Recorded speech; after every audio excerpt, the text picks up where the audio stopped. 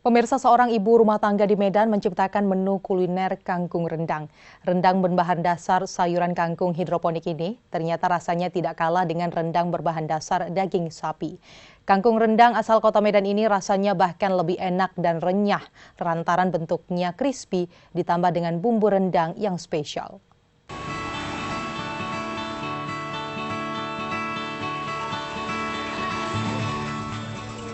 Dengan memanfaatkan atap rumah sebagai areal untuk menanam berbagai sayuran hidroponik, keluarga Rahmayeti yang bertempat tinggal di Jalan Bromo, Gang Amal, Kecamatan Medan Denai, Kota Medan ini menciptakan menu kuliner baru, yakni kangkung rendang dengan bahan dasar utama sayuran kangkung.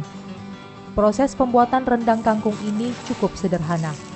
Kangkung yang sudah dipetik kemudian dirajang atau dipotong-potong, lalu dihaluskan dengan cara di blender tanpa air. Telur ayam yang telah disiapkan kemudian dikocok hingga mengembang. Lalu kangkung yang sudah dihaluskan dicampur ke dalam adonan telur, garam, dan gula secukupnya. Kemudian diaduk hingga menyatu. Bahan yang sudah diaduk selanjutnya dimasukkan ke dalam cetakan dan dikukus hingga 30 menit. Olahan kangkung yang bentuknya seperti lontong ini kemudian dipotong dan didinginkan hingga 30 menit, lalu dibekukan hingga 1 jam.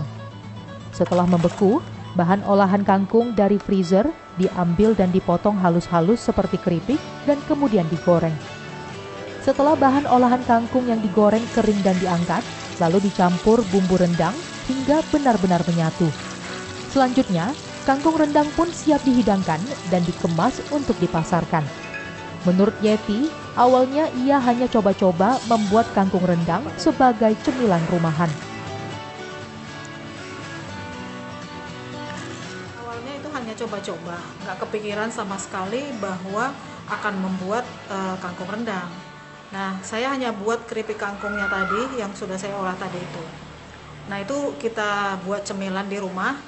Nah, pada suatu saat saya dapat kiriman yang namanya paru crispy berbumbu rendang dari Jakarta.